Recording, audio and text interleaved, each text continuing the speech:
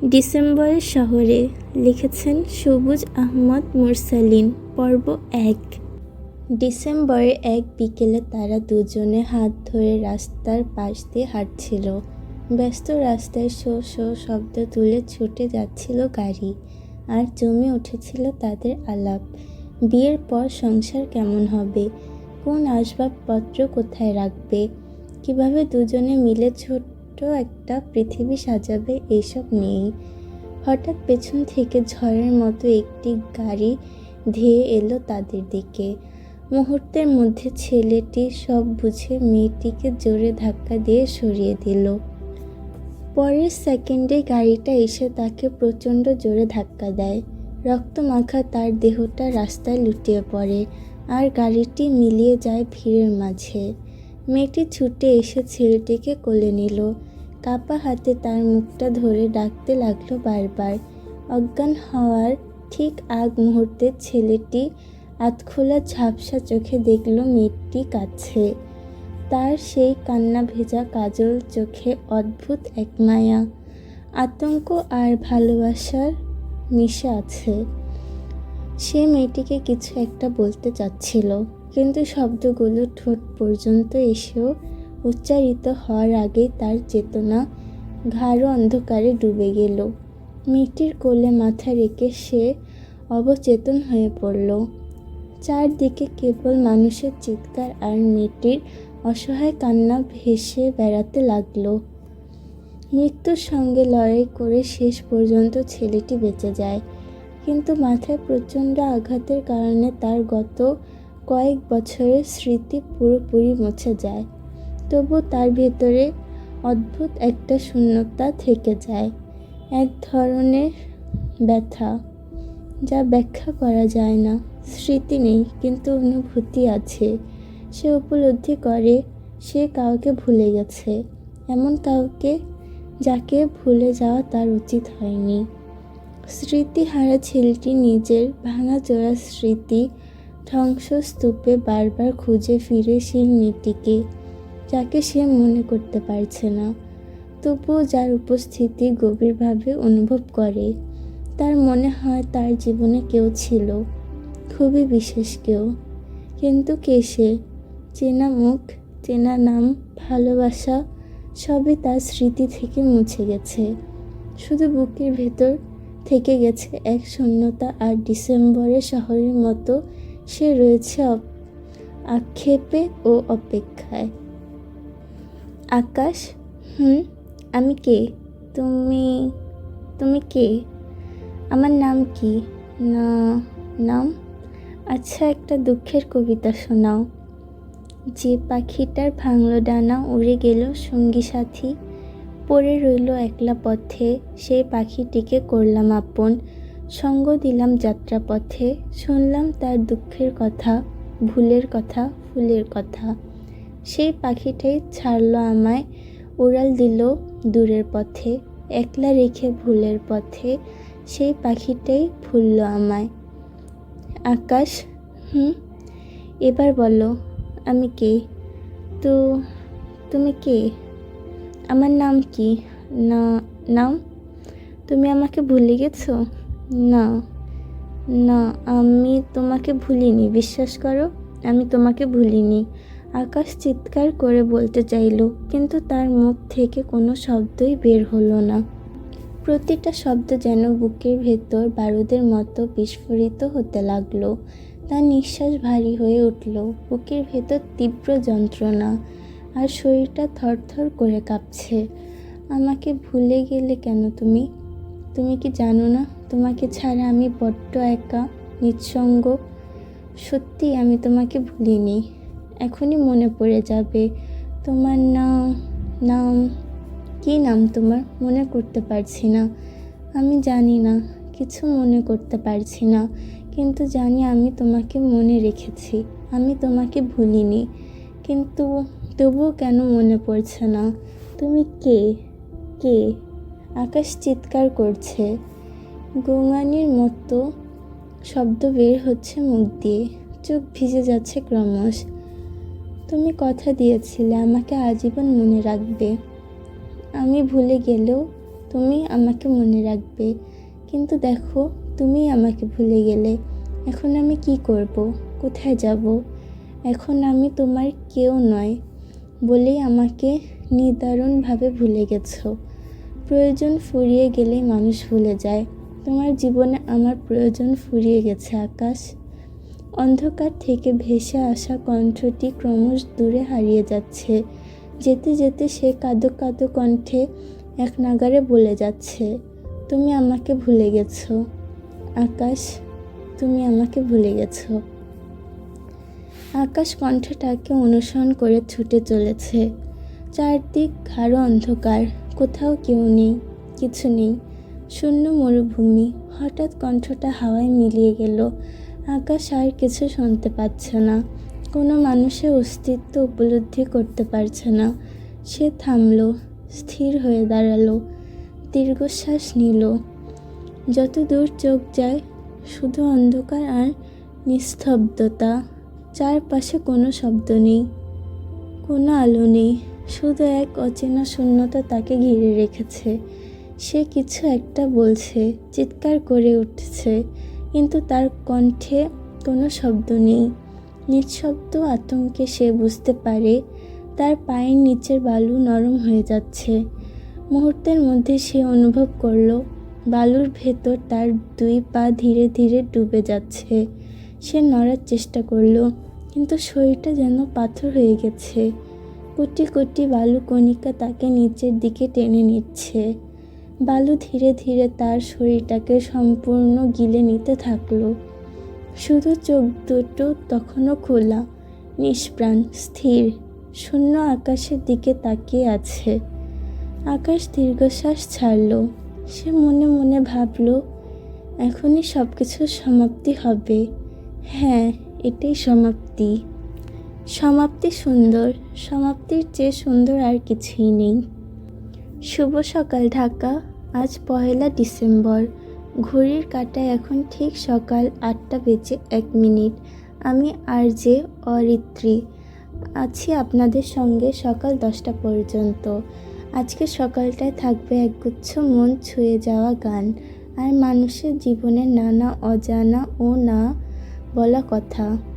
December শুধু calendar একটি মাস নয়, এটি আমাদের অনুভূতির, ভালোবাসার, হারানোর, আবার ফিরে পাওয়ার মাস। এই মাসকে ঘিরে জমে আছে আমাদের জীবনের অগণিত স্মৃতি, না বলা কথা আর গভীর আবেগ। মনের চিলে কোঠায় যেসব কথা জমে আছে সেসব অনুভূতি সাহস করে কখনো কাউকে বলা হয়নি। সেই কথাগুলো পাঠিয়ে দেন আমাদের ঠিকানায়। আমরা প্রতিনিয়ত ছুটে চলি, অফিস, স্কুল, কলেজ, ভার্সিটি বা কর্মজীবনের নিরন্তর ব্যস্ততায়। এর মাঝে কোথাও যেন হারিয়ে যায় আমাদের মনের কথা, হারিয়ে যায় সেই মানুষটা যার কাছে একসময় নির্ভয়ে বলা যেত সব কিছু। কিন্তু আজ এই 20 ডিসেম্বরের সকালে আপনি চাইলে আবারও পৌঁছে দিতে পারেন আপনার মনের কথা আপনার প্রিয় মানুষের কাছে। কে জানে, হয়তো অন্য প্রান্তে সে এখন আপনাকে শুনছে। 29896304 নম্বরে কল করে বা মেসেজ দিয়ে জানাতে পারেন ডিসেম্বরকে ঘিরে আপনার জীবনের সেই বিশেষ মুহূর্ত, স্মৃতি বা অনুভূতি যা কখনো কাউকে বলতে পারেননি। তাহলে আর দেরি কেন? পাঠিয়ে দিন আপনার মনের চিঠি আমাদের ঠিকানায়। এবার চলুন দিনের প্রথম গল্পে যাওয়ার আগে শুনে নেই আজকের প্রথম গান। সঙ্গে থাকুন। ডিসেম্বরের এই উষ্ণ সকালে আমার সঙ্গে আমি আরজে অরিত্রী। হেডফোনের ভেতর থেকে ভেসে আসছে ডিসেম্বর শহর গানটি। আকাশের হাতে রং চা। ধীরে ধীরে মগটা হাতে নিয়ে সে ছাদে বেরিয়ে এলো। ছাদের চারপাশে সুন্দর করে বসার ব্যবস্থা দেখে আকাশের মনে হলো বাড়িওয়ালা বেশ শৌখিন। এই শৌখিনতার প্রমাণ ছাদ জুড়ে থাকা অসংখ্য ফুলের টব। রং বেরঙের ফুল, সেগুলো দুলছে হালকা বাতাসে এবং তাদের ঘ্রাণ ছাদ জুড়ে তৈরি করেছে মিষ্টি ভারী এক আবেশ। আকাশ ছাদের উত্তর দিকে গিয়ে বসল। হঠাৎ এক দমকা হাওয়া এসে তাকে জড়িয়ে ধরল আলতো করে। ফুলের ঘ্রাণ মিশে থাকা সেই হাওয়ায় তার মনটা কিছুটা হালকা হয়ে গেল। চায়ে ধীরে ধীরে চুমুক দিতে দিতে সে দীর্ঘশ্বাস ফেলল। তার মাথা ব্যথাটা আপাতত সহনীয় মনে হচ্ছে। গান শেষ হতেই হেডফোন খুলে পাশে রেখে দিল সে। সকালে তার ঘুম ভেঙেছিল তীব্র আতঙ্কে। চোখ খোলার সঙ্গে সঙ্গে মাথার মধ্যে যেন কেউ ড্রিল চালিয়ে দিচ্ছিল। অসহনীয় ব্যথা। তার সকল চিন্তা তখন মাথার মধ্যে একের পর এক ঘুরপাক খেতে শুরু করে। এটা নতুন কিছু নয়। ইদানিং প্রায় প্রতিদিনই এভাবেই সকাল শুরু হয়, তারপর সারাটা দিন মাথা ব্যথা। টাফনিল খেলে সাময়িক আরাম মিললেও সেই আরাম বেশিক্ষণ টেকে না। ডাক্তার বলেছে টেনশন কমাতে হবে, এক নাগাড়ে কিছু ভাবা যাবে না, রাগ বা উত্তেজনা নিয়ন্ত্রণ রাখতে হবে। সবচেয়ে বড় কথা বর্তমান বাস্তবতাকে মেনে নিতে হবে। কিন্তু আকাশের কেবল মনে হয় তার হাতে সময় নেই। একটা ঝড় তার দিকে ছুটে আসছে, কিন্তু কি সেই ঝড় তা তার জানা নেই। সে কেবল অপেক্ষায় আছে কখন সব কিছু লণ্ডভণ্ড হবে। চা শেষ হলেও আকাশ অনেকক্ষণ ছাদে বসে রইল। বাতাসে ভেসে আসা ফুলের ঘ্রাণ মিশ্রিত নিঃশব্দ সকালটায় সে চেষ্টা করল ডাক্তারের কথাগুলো মনে করার। ভাবনা কমাও, নিজেকে শান্ত রাখো। কিন্তু সে যতই ভাবনাগুলোকে এড়িয়ে যেতে চায় ততই ভাবনাগুলো ফিরে আসে। একটার পর একটা চিন্তা জন্ম দেয় নতুন চিন্তার, যেন শেকড় গেড়ে বাড়তে থাকা কোনো গাছের মতো ডালপালা ছড়িয়ে তাকে গ্রাস করে ফেলে। একসময় সব এলোমেলো হয়ে যায়। মাথার ভেতর জমে থাকা সেই ভারী চেনা যন্ত্রণা তখন অসহ্য লাগে তার। এভাবে দিনের পর দিন একটা গুমোট জীবনে সে আবদ্ধ হয়ে আছে। তার যেন মুক্তি নেই, কোথাও এক চিমটি আলো নেই, আশা নেই। সকালে সূর্য যখন উত্তাপ ছাড়াতে শুরু করলো, আকাশ ছাদ থেকে রুমে এলো। আপাতত তার হাতে অনেক কাজ। গতকালই সে এই বাসায় উঠেছে। 7 তলা ভবনের 8ম তলায় আধা আধি ছাদ, আধা আধি চিলেকোঠা। তবে চিলেকোঠা বললে ভুল হবে, এ যেন ছোট একটা ফ্ল্যাট। 2টি রুম, রান্নাঘর, ওয়াশরুম সবই আছে। রুমে ঢুকে আকাশ দেখল চারদিকে ছড়ানো জিনিসপত্র। গুছানোর মতো মন নেই তার। সারা রাত ঠিকঠাক ঘুমাতে পারেনি। সকালে একটু ঘুম এসেছিল, কিন্তু স্বপ্নের মধ্যেই নিজের মৃত্যু দেখে চমকে জেগে ওঠে। ঘুম ভাঙতেই বুকের ভেতর হাঁসফাঁস লাগছিল, সারা শরীর ভিজে গিয়েছিল ঘামে। তারপর শুরু হয়েছিল সে পরিচিত মাথা ব্যথা। অনেক সময় নিয়ে নিজেকে সামলে ফ্রেশ হয়ে 1 কাপ চা বানিয়ে তারপর চলে আসে ছাদে। এখন যদিও ব্যথা কিছুটা কম, তবুও শরীর ও মন দুটোই ক্লান্ত। ঘুম আসছে, কিন্তু চোখ বন্ধ করলে অদ্ভুত এক ভয় তাকে আচ্ছন্ন করে ফেলে। মনে হয় একটা ঝড় তার দিকে ছুটে আসছে, সেই ঝড় তাকে লণ্ডভণ্ড করে দিবে। তখন তার এলোমেলো লাগে, অসহায় লাগে। তীব্র একটা যন্ত্রণা শরীর জুড়ে ঘুরতে থাকে। তারপর মাথায় এসে জড়ো হতে শুরু হয় মাথা ব্যথা। এসব ভাবতে ভাবতে মাথার ভেতর আবারও ব্যথা শুরু হলো তার। সে সিদ্ধান্ত নিল ঘুমাবে, দীর্ঘ একটা ঘুম দিবে। ব্যাগ থেকে ঘুমের ওষুধ বের করলো সে। প্যাকেট ছিঁড়ে একটা ট্যাবলেট তুলে নিল। পাশে টেবিলে রাখা পানির বোতল খুলে ঠক ঠক করে গিলে ফেলল ওষুধটা। তারপর ধীরে ধীরে শরীরটা এলিয়ে দিল বিছানায়। আকাশ জানে চোখ বন্ধ করলেই আবার শুরু হবে ভাবনার খেলা, কিন্তু আছে প্রস্তুত। তোমার নাম কি? মোহাম্মদ আবির রহমান। বাবার নাম মোহাম্মদ করিম রহমান। মায়ের নাম রহিমা রহমান সরকার। আবিরের সামনে বসে থাকা ভদ্রলোকের মধ্যে একজনের নাম ইসমাইল শিকদার, আকিজ গ্রুপ অফ কোম্পানির HR ম্যানেজার। মাঝবয়সী মানুষ, নাকের নিচে ঘন মোটা গোঁফ, মাথার চুল পাকা, ফর্সা নাদুস নুদুস চেহারা। ভুঁড়ির চাপ সহ্য করে শার্টের বোতামগুলো যেন প্রাণপণে টিকে আছে। দেখে মনে হচ্ছে সে সে যে কোনো মুহূর্তে ছিঁড়ে যাওয়ার সম্ভাবনা রয়েছে। তিনি মনোযোগ দিয়ে আবিরের সিভিটা একদিক থেকে একবার অন্য দিক থেকে খুঁটিয়ে খুঁটিয়ে দেখছেন। তারপর হঠাৎ চোখ তুলে তীক্ষ্ণ দৃষ্টিতে আবিরের দিকে তাকালেন। সিভিটা হাতে নিয়ে তিনি সম্মানসূচক ভঙ্গিতে ডাকলেন, মিস্টার আবির। আবির একটু সোজা হয়ে বসলো। হালকা নার্ভাস হলেও তার মধ্যে এক ধরনের আত্মবিশ্বাস আছে। যতটা সম্ভব স্বাভাবিক থাকার চেষ্টা করে বলল, জি স্যার।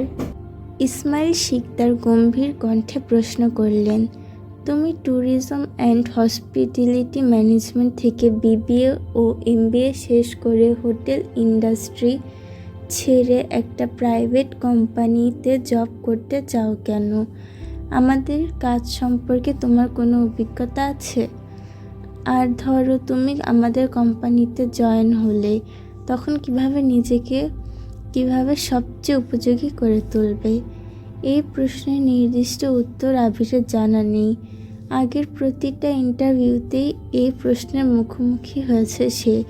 তবুও থেমে না গিয়ে কিছু একটা ভেবে শান্ত কণ্ঠে বলল, স্যার, নির্দিষ্ট কোনো কারণ নেই। আমি মনে করি আমি এই সেক্টরে আমার সর্বোচ্চ দিতে পারবো। ছোটবেলা থেকে বিষয়ে আমার গভীর আগ্রহ। আমি ভার্সিটির বিজনেস ক্লাবের সাবেক সভাপতি ছিলাম। সেখানে নানা প্রজেক্টের নেতৃত্ব দিয়েছি। এছাড়াও পড়াশোনার পাশাপাশি ছোটোখাটো অনলাইন ব্যবসাও পরিচালনা করেছি। কাস্টমারের চাহিদা, পণ্যের বাজারজাতকরণ, বিপণন কৌশল, এসব বিষয়ে আমি বাস্তব অভিজ্ঞতা অর্জন করেছি। আমি বিশ্বাস করি আমার এই অভিজ্ঞতাগুলো এখানে কার্যকরভাবে প্রয়োগ করতে পারবো।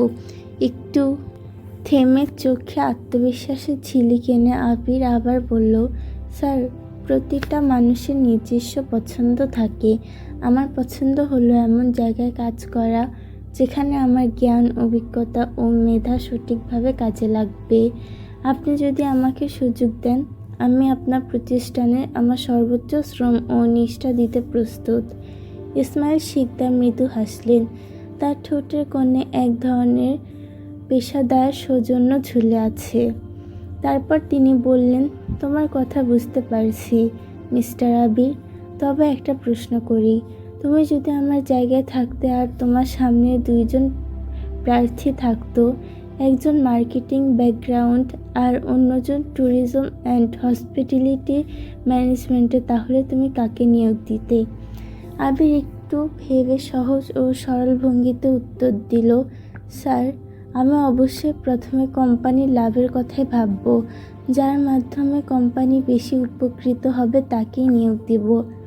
ইসমাইল শিকদার ভ্রু তুললেন। হালকা কৌতূহলে প্রশ্ন করলেন, তাহলে বলো, তুমি কাকে সিলেক্ট করবে? আবির বিনয়ী কণ্ঠে বলল, স্যার, আমি যাকে সিলেক্ট করব সে হবে যোগ্য ও পরিশ্রমী।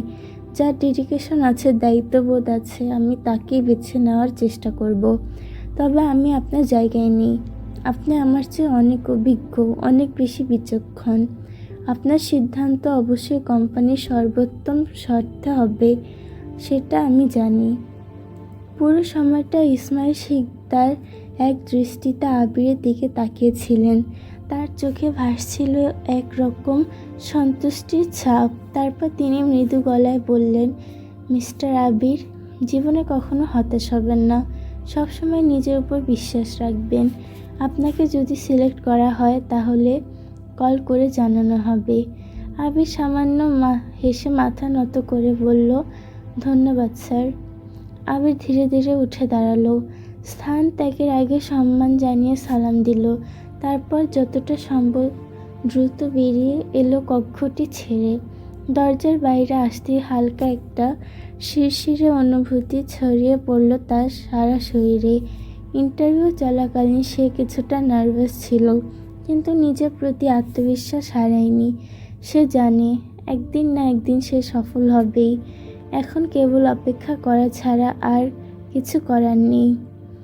সিঁড়ি বেয়ে নামতে নামতে ঘড়ির দিকে তাকালো। দুপুর 12:25। বাইরে বের হয়ে আবির কিছুক্ষণ রাস্তায় হাঁটলো। হালকা বাতাসে মুখটা ঠান্ডা হয়ে আসছিল। রাস্তার পাশে এক দোকানে থেমে 1 কাপ চা খেলো। সিগারেট ধরাতে গিয়েও শেষমেশ ধরালো না। তার মনে পড়ে গেল সে সিগারেট ছেড়ে দিয়েছে। আবিরের কোথাও যাওয়ার তাড়া নেই। মাথার মধ্যে অসংখ্য ভাবনা এসে ভর করছে। সে মনে মনে খোদার কাছে প্রার্থনা করলো যেন তার একটা চাকরি হয়ে যায়। চাকরিটা তার ভীষণ প্রয়োজন। টিউশন করিয়ে এতদিন কোনোভাবে জীবন তাকে টেনে নিয়ে গেছে আবির, কিন্তু এখন আর চলছে না। 3টা টিউশন থেকে যে টাকা পায় তার অর্ধেক নিজের খরচে যায়, বাকি অর্ধেক গ্রামে বাবা মাকে পাঠায়। ছাত্র থাকা অবস্থায় অনেক টিউশন করাতো, কিন্তু এখন আর মন বসে না। অনিশ্চয়তায় এই জীবন তাকে ক্লান্ত করে তুলছে।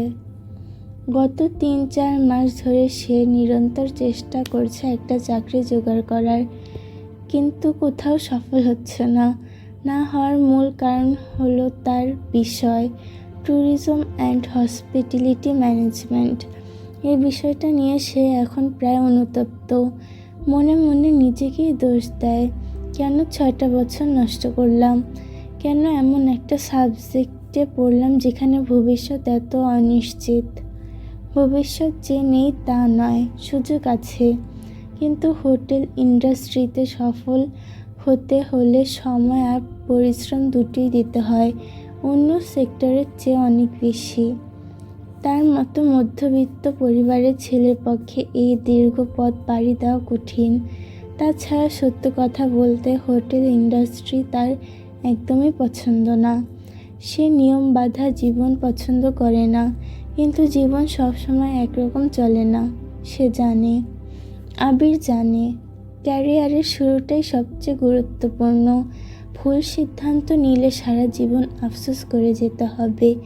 এমনিতেই সে সারা জীবন নানা বিষয় নিয়ে শুধু আফসোসই করে গিয়েছে, কিন্তু এখন সে সেটা করতে চাচ্ছে না। তাই সময় লাগলেও সে লক্ষ্যের দিকে অটুট, কিন্তু তার হাতে সময় নেই। তাকে দ্রুত কিছু একটা করতে হবে। ফ্যামিলির পুরো দায়িত্ব তার একার কাঁধে। গত মাসে আবিরের মা রহিমা ফোন করে জানিয়েছিলেন তার বাবার শরীর আগের চেয়ে আরও খারাপের দিকে যাচ্ছে। এখন নাকি কাশির সঙ্গে রক্ত বের হয়। কয়েক মাস ধরেই ঢাকায় এনে ভালো ডাক্তারের কাছে দেখানোর কথা বলছেন মা, কিন্তু আবিরের কোনোভাবেই টাকা জোগাড় করতে পারছে না। এই একটি মাত্র অসহায় সত্য তাকে প্রতিদিন ভেতর থেকে ভেঙে দিচ্ছে। পরিবারের জন্য কিছুই করতে না পারার যন্ত্রণা মাঝে মাঝে তাকে পুড়িয়ে দেয়। একা ঘরে বসে কখনো কখনো কান্না চেপে রাখতে পারে না সে। পরিবারের জন্য সে কিছুই করতে পারছে না ভাবলেই তার মাঝে মধ্যে ভীষণ কান্নায় পায়। এইদিকে একটা বিবাহযোগ্য বোন ঘরে বসে আছে। সে জানে তার মায়ের শরীরটাও ভালো নেই, তবুও মায়ের কোনো অভিযোগ নেই, কোনো চাওয়া নেই। এই মানুষটা আজীবন শুধু পরিবারের কথা ভেবে কাটিয়ে দিল। সে তার মাকে দেখে মাঝে মধ্যে অবাক হয় আর ভাবে, সব মায়েরা কি এমন হয়? রহিমা বেগম কখনোই নিজের অসুস্থতার কথা আবিরকে বলে না। আবির যতবার তার মাকে জিজ্ঞেস করে সে বলে ভালো আছে। একদিন মিলি কাঁদো কাঁদো কণ্ঠে তার বড় ভাইকে ফোন দিয়ে জানায়, ভাইয়া, মায়ের অবস্থা বাবার চেয়েও খারাপ। কোমরের ব্যথায় মা রাতে ঘুমাতে পারে না। আমি দেখলে সহ্য করতে পারি না। তুমি কিছু একটা করো ভাইয়া, প্লিজ। মায়ের কষ্টটা আর দেখা যায় না। আমার বুক ভেঙে কান্না আসে। সেদিন ফোনটা কেটে দেওয়ার পর আবির একা বসে অনেক কেঁদেছিল। জীবনে এর আগে এমন অসহায় বেদনা সে কখনো অনুভব করেনি। একসাথে 2জন অসুস্থ মানুষকে ডাক্তার দেখানোর মতো সামর্থ্য তার নেই, তবুও সে চেষ্টা করছে। সে সাহায্য চাইতে তার খালা, মামা, চাচা কাউকে বাদ রাখেনি। একটা মানুষও এগিয়ে আসেনি, হাতে কিছু টাকা গুঁজে দিয়ে বলেনি মাকে ডাক্তার দেখাস। মানুষ স্বার্থপর, ভীষণ রকম স্বার্থপর। তবুও যখন সে হতাশায় ডুবে যায় তখনই মায়ের কথাটা মনে পড়ে। মায়ের মুখটা মনে পড়লেই যেন অন্ধকারের ভেতর একটা আলো জ্বলে ওঠে। জীবনের প্রতিটা কঠিন মুহূর্তে সে মাকে পেয়েছে, কিন্তু আজকাল একটু একটু করে কেমন যেন অনেকটা দূরত্ব তৈরি হয়েছে। অবশ্য সে চায় না এত এত সমস্যার মধ্যে তার ছোটোখাটো দুঃখের কথা মাকে জানিয়ে তার চিন্তা বাড়াতে। এখন তাকে সব কিছু একাই সামলাতে হবে।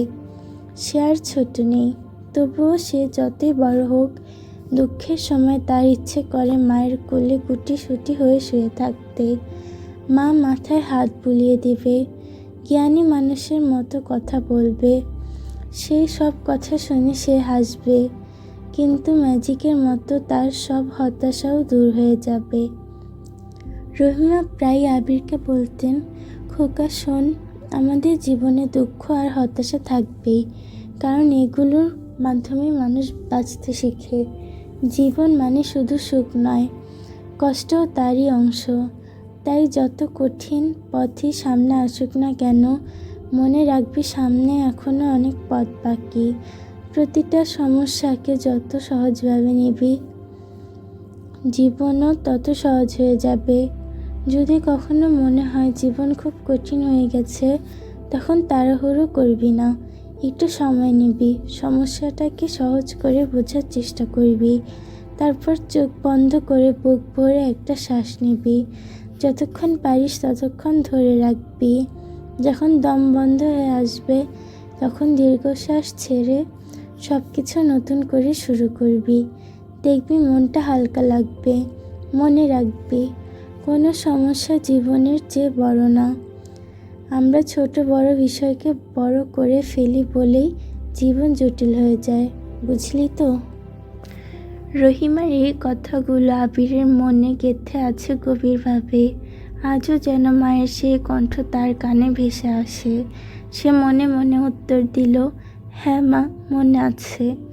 তোমার প্রতিটা কথা আমার মনে আছে। তোমার কথাগুলো না থাকলে আমি হয়তো অনেক আগে থেমে যেতাম, হেরে যেতাম, হয়তো এত দূর আসতে পারতাম না।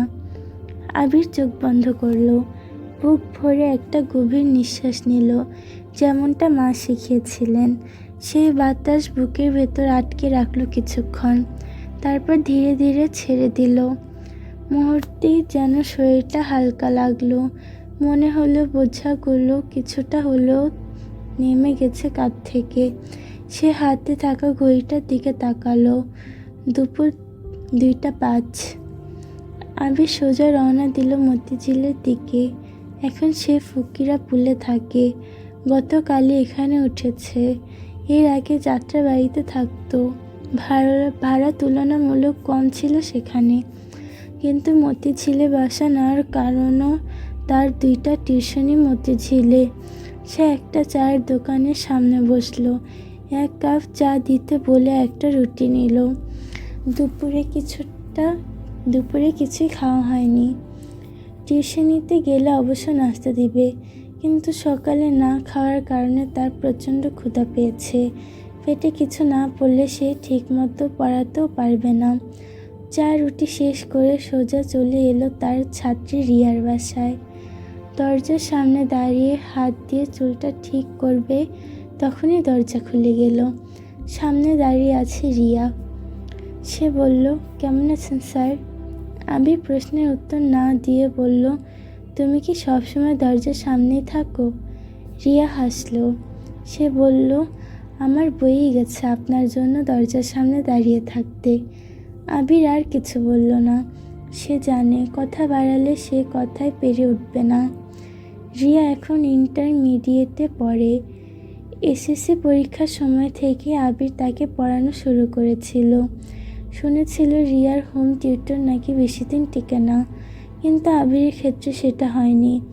রিয়াকে সে কখনো এমন মেয়ে মনে করেনি যে তাকে পড়ানো যায় না। হ্যাঁ, মেয়েটি একটু চঞ্চল, কখনো কখনো এমন অদ্ভুত কথা বলে যে আবির চমকে যায়, কিন্তু তার মনের ভেতর একটা সহজ সরল পড়াশোনায় একটু ফাঁকি দেয়, কিন্তু পড়লে আবার সে পারে। সবশেষে তার রেজাল্ট ভালো, Motijheel model high school and কলেজে পড়ে। স্যার, আপনাকে দেখে মনে হচ্ছে আপনি যুদ্ধ করে এসেছেন। কার সঙ্গে যুদ্ধ করলেন জানতে পারি? আবির বলল, তোমার এমন কেন মনে হলো আমি যুদ্ধ করে এসেছি? রিয়া খিলখিলিয়ে হেসে উত্তর দিল, ধুলোয় আপনার চুল সাদা হয়ে গেছে, মনে হচ্ছে যুদ্ধের ময়দান থেকে দৌড়ে এসে আমাকে পড়াতে বসেছেন। চোখে ক্লান্তির ছাপ দেখছেন? গত পরশু দিনের চেয়ে আজ আপনাকে 10 বছর বুড়ো লাগছে। কেমন যেন বুড়ো বুড়ো চেহারা। আবির কিছু বলল না, শুধু হেসে চুপ করে রইল। রিয়া একটু থেমে মুচকি হেসে বলল, স্যার, আপনি আগে ফ্রেশ হয়ে আসুন, তারপর আমরা পড়া শুরু করব।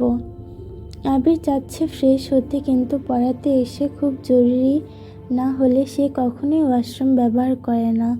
কেন জানি এই বিষয়টা তাকে লজ্জায় ফেলে। স্যার শুনুন, এখানে লজ্জার কিছু নেই। মন মেজাজ ফ্রেশ না থাকলে আপনি ঠিকভাবে আমাকে পড়াতে পারবেন না। আগে ফ্রেশ হয়ে আসেন। আর আপনাকে দেখে তো স্পষ্ট বোঝা যাচ্ছে সারাদিন কিছু খাননি। আমি আম্মাকে বলি আপনাকে নাস্তা দিতে, আপনি খেয়ে নিন, তারপর আমরা পড়তে বসবো। আবির থমকে গেল। এই মেয়েটা বলে কি? রিয়া সবসময় এমনভাবে তাকে চমকে দেয়। ওকে কিছুই বলতে হয় না, তবুও সব কিছু যেন কোনোভাবে বুঝে ফেলে। রিয়াকে তার ভীষণ রহস্যময় মনে হয়। মেয়েটাকে যতই বোঝার চেষ্টা করে ততই নতুন করে কৌতূহল জাগে তার মনে। তবে সেই কৌতূহলকে কখনো প্রকাশ করে না। প্রকাশ না করলেও মাঝে মধ্যে সে প্রচণ্ড অবাক হয়। রিয়াকে মনে হয় রহস্যময় মানবী। ফ্রেশ হয়ে বের হয়ে এসে আবির অবাক হয়ে গেল। টেবিলে যেন ছোটোখাটো ভোজের আয়োজন।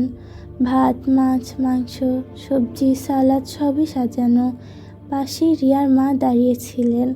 আবিরের চোখে প্রশ্ন দেখে তিনি হেসে বললেন, আজ আমাদের বাসায় কিছু মেহমান আসার কথা ছিল, কিন্তু হঠাৎ তারা আসতে পারেনি। রিয়া এসে বলল, আমার স্যার সারাদিন না খেয়ে আছে, তুমি খেয়ে নাও।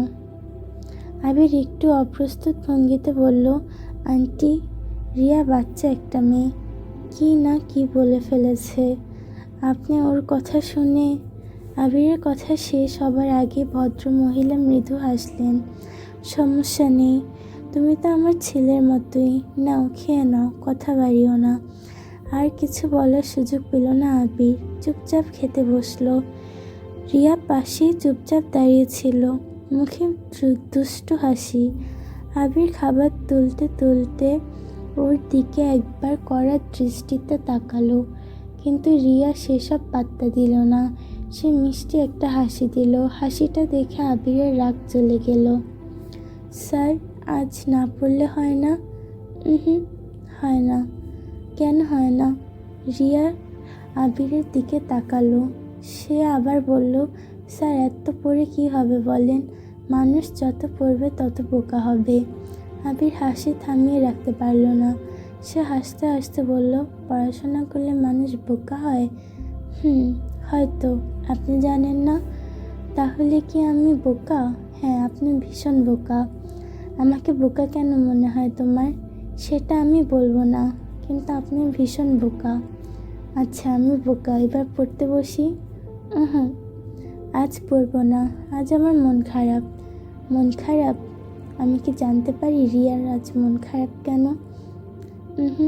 আপনি পারেন না। আমি বলতে চাই কিন্তু বলবো না। বলে ফেললেই আমার মন ভালো হয়ে যাবে, কিন্তু আমি চাই না মন ভালো হোক।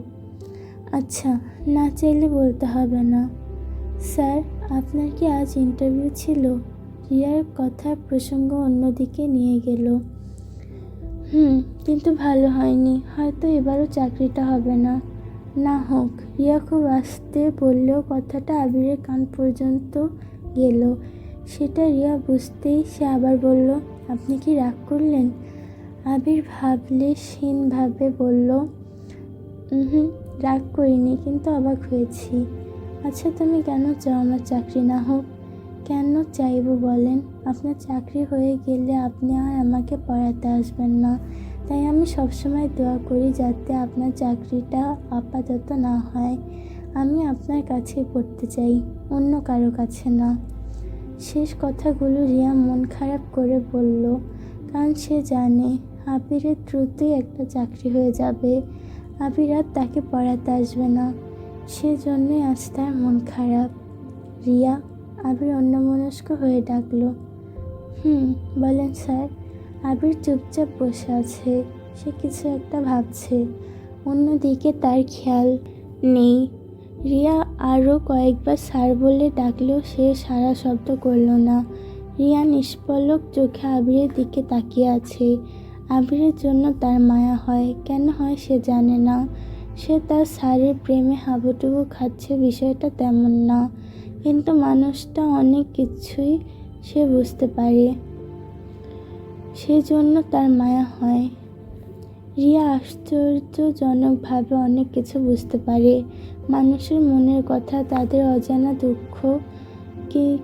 কেউ কিছু না বললেও সে টের পায় কে কী ভাবছে, কার ভেতরে কতটা কষ্ট জমে আছে। যেন তার মনের ভেতর লুকিয়ে আছে এক অদ্ভুত অনুভবের ক্ষমতা। তার মন যেটা আশঙ্কা করে শেষমেশ সেটাই ঘটে। অনেকবার নিজেকে পরীক্ষা করে দেখেছে, প্রতিবারই তার অনুভব সত্যি হয়েছে। আবিরকে নিয়েও তার এমনই এক টানাপোড়েন চলে। তার মাঝে মধ্যে ইচ্ছে করে স্যারের দিকে তাকিয়ে কঠিন কিছু কথা বলে ফেলতে, কিন্তু তারপরই থেমে যায়। আবিরের উপর একটা কারণে তার রাগ হয়, আবার ভীষণ মায়াও হয়। স্যার, আপনি কি কিছু ভাবছেন? রিয়া এবার অনেকটা জোরে বলল। আবির তার ভাবনার জগৎ থেকে ফিরে এলো। সে খানিকটা ইতস্তত বোধ করল। তাকে কিছু একটা বলতে হবে বলে সে বলল, আজ কি সত্যিই পড়বে না? পড়বো না। তাহলে আমি বরং চলে যাই। আপনি যেতে পারবেন না। কেন? আমাকে কি জোর করে বেঁধে রাখবে? আবির হেসে হেসে কথাটা বলল। আবিরের কথা শুনে রিয়া হাসছে, আবিরও হাসছে। আবির সচরাচর এমনভাবে কথা বলে না। পরিবেশটা খানিক শান্ত হলে রিয়া বলল, আপনি কি আমাকে কিছু বলতে চান? তেমন কিছু না, অন্য একদিন বলবো। আচ্ছা, আমি শোনার জন্য অপেক্ষায় রইলাম। আচ্ছা, এবার তাহলে অল্প একটু পড়াশোনা করা যাক, কেমন? যাক। আবির মনোযোগ দিয়ে রিয়াকে পড়াতে পারল না, তবুও কয়েকটা অঙ্ক দেখিয়ে দিল। ইংরেজিটা একটু পড়িয়ে আজকের মতো এখানে পড়া শেষ করলো। রিয়া দৌড়ে দরজা খুলল। আবির বেরিয়ে যাবে, তখনই রিয়া স্যার বলে ডাকলো। আবির যেতে গিয়ে থমকে দাঁড়ালো। রিয়া ঘর থেকে দৌড়ে এলো, তার হাতে ছাতা। সে আবিরকে ছাতাটা দিয়ে বলল, আজ বৃষ্টি হবে, ছাতাটা সঙ্গে রাখেন। ডিসেম্বর মাসে বৃষ্টি হয়? বৃষ্টি হওয়ার নির্দিষ্ট দিন থাকে না, যখন তখনই হতে পারে। আপনি ছাতাটা রাখেন। বর্ষাকালে যে কয়বার বৃষ্টিতে ভিজেছেন, প্রতিবার ঠান্ডা লাগিয়ে আমাকে পড়াতে এসেছেন। আজ ভিজবেন না, আপনার ছাত্রীর অনুরোধ। আবির বাধ্য ছেলের মতো ছাতাটা নিল। সে জানে রিয়ার সাথে কথায় সে জিততে পারবে না। বৃষ্টিতে ভিজবেন না কিন্তু, রিয়া আবারও অনুরোধের সুরে বলল। আবির মাথা ঘুরে তাকালো। রিয়া আর কিছু বলল না। আবির চলে যাওয়ার পথের দিকে তাকিয়ে আছে সে। রিয়া জানে আজ কি হবে, তবুও একবার চেষ্টা করলো যাতে সেটা না হয়। দুনিয়ার যাবতীয় কর্মকাণ্ডে তার কোনো মাথা ব্যথা নেই, তার কোনো কিচ্ছু যায় আসে না। তবুও রিয়ার খুব মন খারাপ লাগছে, তার কান্না পাচ্ছে। কেন কান্না পাচ্ছে রিয়া জানে না। সে অনেক কিছু জানলেও তার নিজের ব্যাপারে সে কিছুই জানে না। সে শুধু জানে তার এখন কান্না পাচ্ছে, তার কাঁদতে ইচ্ছে করছে, কিন্তু কাঁদল না। সে কাঁদবে না। তবুও অবাধ্য এক ফোঁটা জল চোখের কোণায় জমা হয়ে গড়িয়ে পড়ল।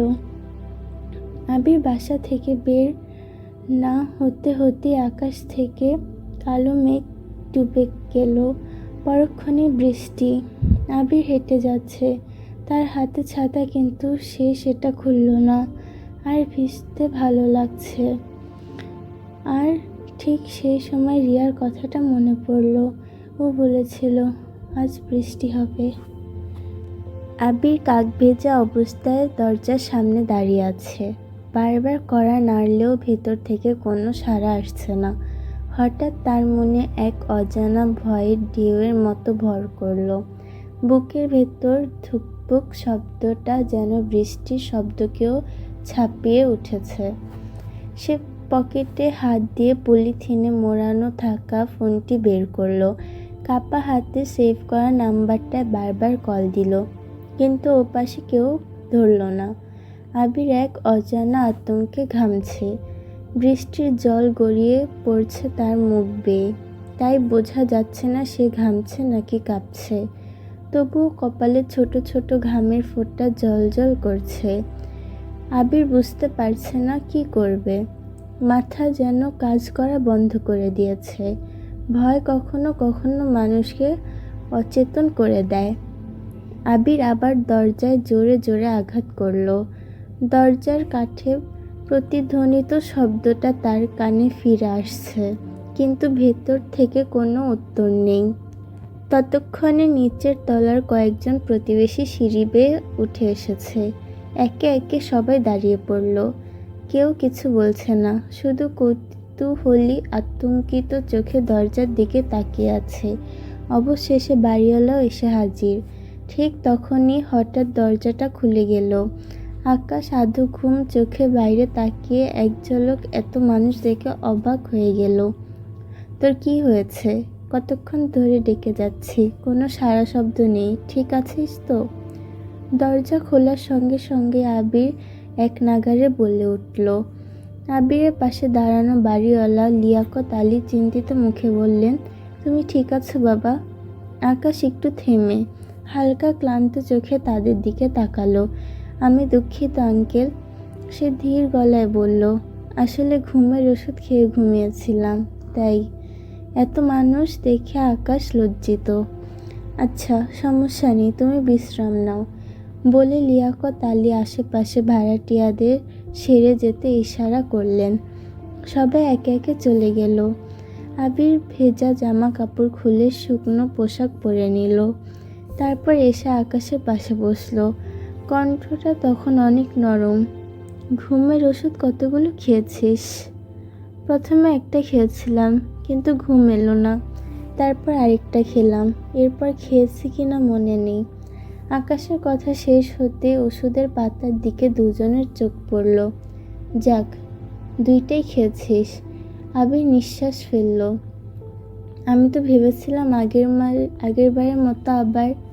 কথা শেষ করার আগে আকাশ এসে বলল, ভয় নেই, আর পাগলামি করব না, বিশ্বাস কর। বিশ্বাস? আবিরের ঠোঁটে হালকা প্রশ্ন ভরা হাসি। আকাশও হেসে উঠল, যেন বিশ্বাসের কথা বলে সে ভুল করে ফেলেছে। আবির ফোনের দিকে তাকালো। বিকেল 4:47। সারাদিন কিছু খেয়েছিস? মনে হয় না খেয়েছিস। যা গোসল করে নে, বাইরে একটু ঘুরে আসি, ভালো লাগবে, আবির বলল। আকাশ চারপাশে তাকিয়ে বলল, রুমের যা অবস্থা, গোছগাছ কখন করব? আবির হেসে বলল, আরে ব্যাচলারে আবার গোছগাছ রাতে করবনি, কি বলিস? আচ্ছা। আকাশ মাথা নাড়ালো। সে আরও যুক্ত করল, ও হ্যাঁ, তোর ভাইবা কেমন হলো? হয়েছে ভালোই, সেসব পরে বলবো। ঠিক আছে, তুই তো একদম ভিজে গেছিস, আগে তুই গোসল করে আয়, তারপর আমি যাব। আচ্ছা। আবির কথা শেষ করে গোসলের উদ্দেশ্যে চলে যায়। আকাশ চুপচাপ বসে আছে, মাথাটা একটু হালকা লাগছে। আবির গোসল শেষ না করা পর্যন্ত কি করবে তা ভেবে পাচ্ছে না। পাশে পড়ে থাকা একটা বই চোখে পড়ল। হাত বাড়িয়ে তুলে নিল। সিদ্ধান্ত নিল আবির বের হওয়া পর্যন্ত বইটা কয়েকটা পৃষ্ঠা পড়বে। বইটা তার নিজের নয়, সে সাধারণত কবিতার বই পড়ে না, বইটা আবিরের। আবির সব রকম বই পড়তে পছন্দ করে। আবিরের অদ্ভুত একটা স্বভাব আছে, নীলক্ষেত থেকে অল্প দামে পুরনো বই কেনা। এক কথায় বললে বই কেনা আবিরের নেশা।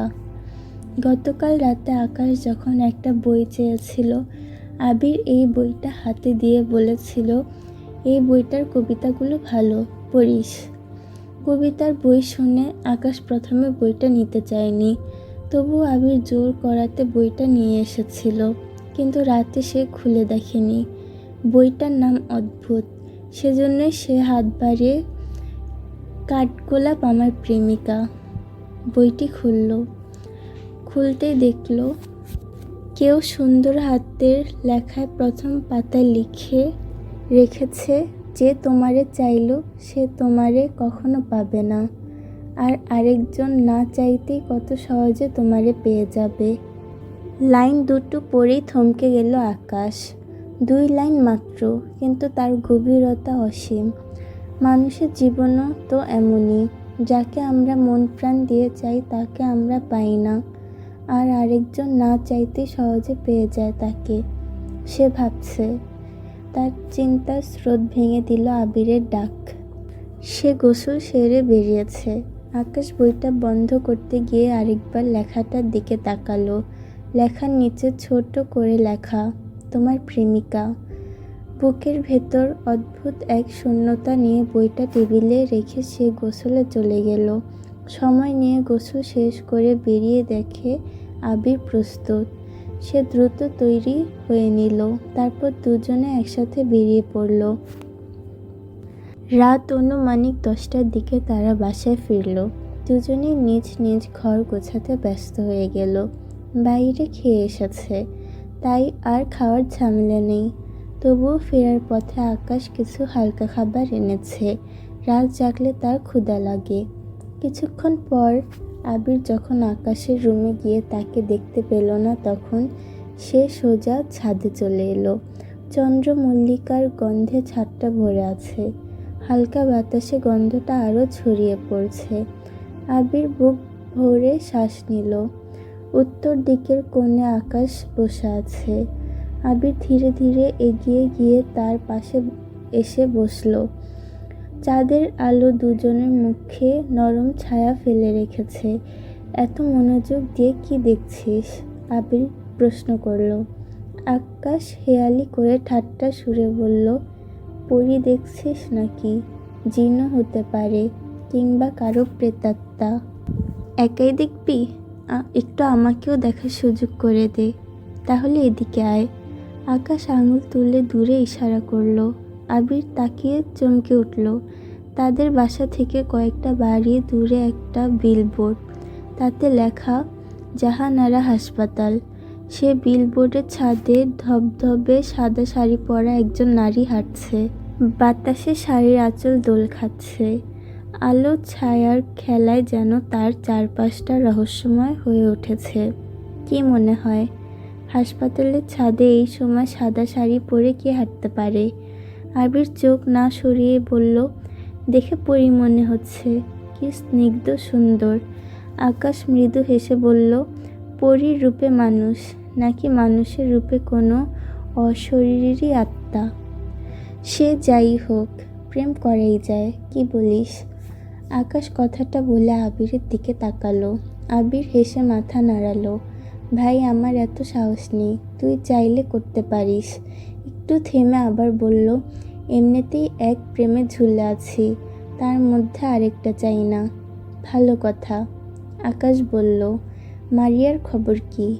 আবির নিঃশ্বাস ফেলল। অনেকদিন কোনো যোগাযোগ নেই।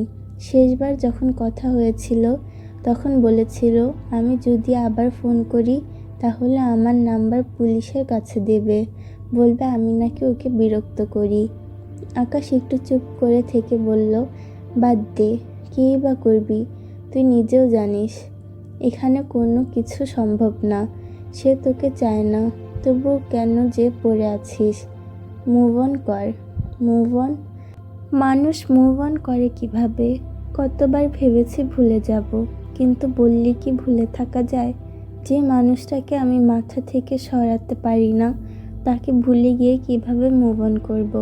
তুই বল, আমার কি করা উচিত? তোর কিছু করার দরকার নেই, যেভাবে আছিস সেভাবেই থাক। সময় নিজে থেকে সব কিছু ঠিক করে দিবে, যা হওয়ার তা হবেই। আবির ধীরে বলল, কিছুই হবে না, মাঝখান দিয়ে আমি শুধু কষ্ট পাবো, এইটাই। আকাশ একবার তাকালো তার দিকে, কিছু বলতে গিয়েও চুপ রইল। সবই বুঝিস, তবুও। আকাশ শুরু করলো, তবুও করার কিছু নেই। আবির কথাটা কেটে দিল, তার গলা মলিন, ক্লান্ত। তুই পরীর সঙ্গে প্রেম চালিয়ে যা, আমি ঘুমাতে যাচ্ছি। এই বলে সে ধীরে ধীরে উঠে দাঁড়ালো। চাঁদের আলোয় তার মুখটা ফ্যাকাশে লাগছে। বাতাসে চন্দ্রমল্লিকার গন্ধ, আর দূরে সেই সাদা শাড়িওয়ালার ছায়া যেন এখনো নড়ছে বিলবোর্ডের উপরে। আকাশ জানে আবির ঘুমের অজুহাতে চলে গেছে। যাওয়ার আগে আবিরের জল ছলছল চোখ আকাশের নজরে এসেছে, কিন্তু সে তাকে বাধা দিল না। আপাতত তাকে একা ছেড়ে দিল। আকাশ এখন ছাদের এক কোণে বসে আছে, দৃষ্টি স্থির দূরের বিলবোর্ডের দিকে। এখন আর সেখানে কোনো পরী নেই, কেউ নেই, কেবল শূন্যতা। আকাশ চোখ সরিয়ে তাকায় উপরের আকাশে। অসংখ্য তারা মিটিমিটি করে জ্বলছে, চাঁদের আলো গলে গলে পড়ছে, বাতাসে ফুলের গন্ধ। শান্ত চারপাশ, এখন মধ্যরাত।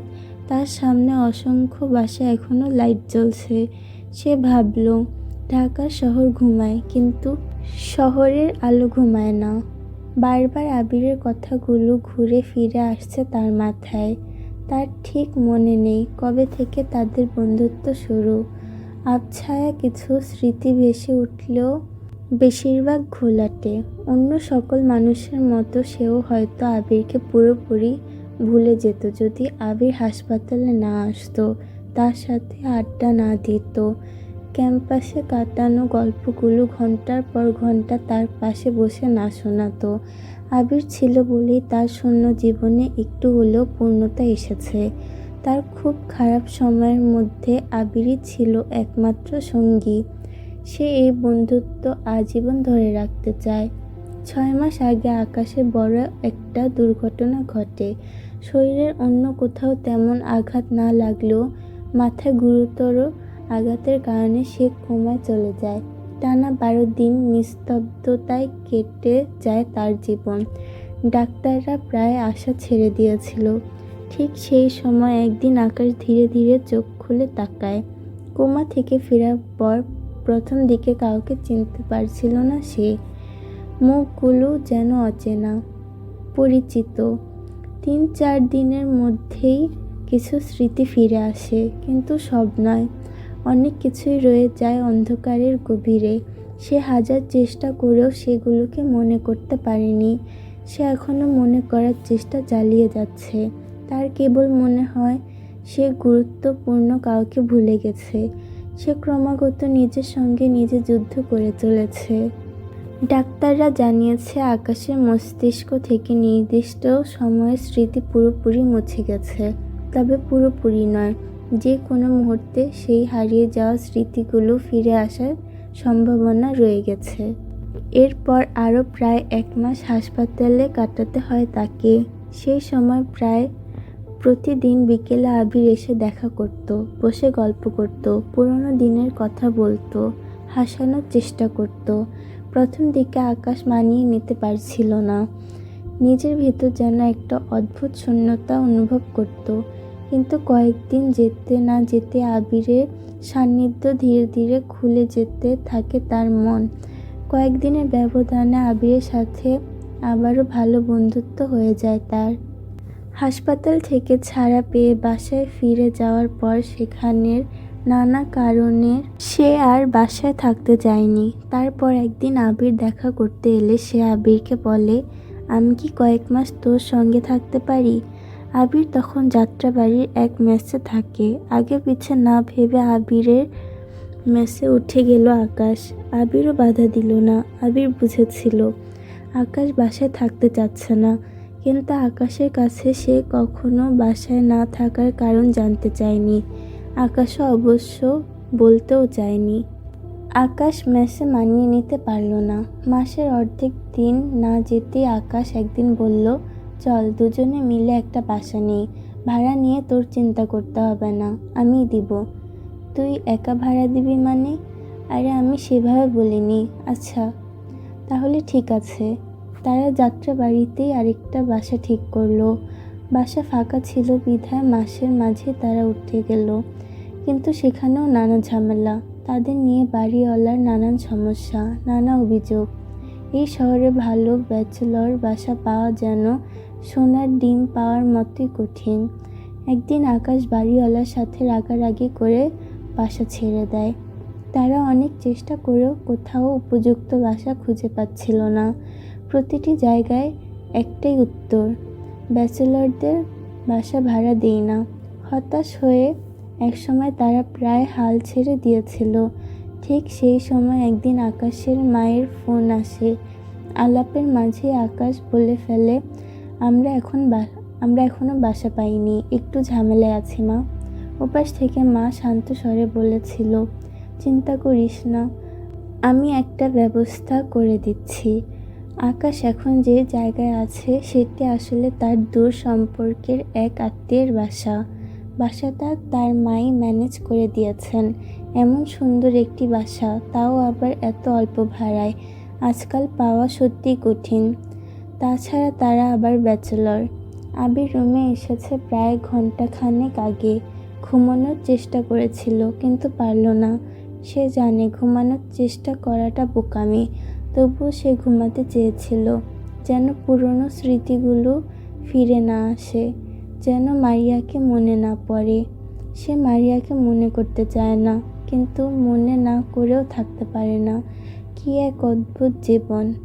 মারিয়ার কথা মনে পড়লে আবিরের চোখ ভিজে ওঠে। আবির কাঁদছে। তার কান্নার সাক্ষী কেউ নেই। তার কান্নার নাম কি? মায়া নাকি ভালোবাসা? মায়া আর ভালোবাসা কি এক? আবির জানে না। সে শুধু জানে একটা মানুষের জন্য তার ভীষণ মায়া হয়। সে সেই মানুষটাকে অসম্ভব রকম ভালোবাসে, কিন্তু সে তাকে ভালোবাসে না।